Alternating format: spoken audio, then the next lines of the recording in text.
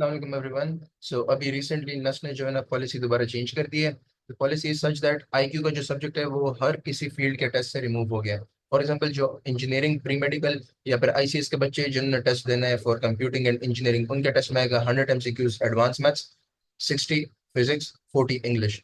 Applied sciences के जो बच्चे जिन्हें बायोटेक्नोलॉजी, बायो इंफॉर्मेटिक्स और ये agriculture science, food science, technology वगैरह के टेस्ट देना है, उनका फिजिक्स रिमूव कर दिया है, आईक्यू को भी रिमूव कर दिया है। तो उनका होगा बायो का 100 MCQs, केमिस्ट्री के 60 MCQs, इंग्लिश के 40 MCQs।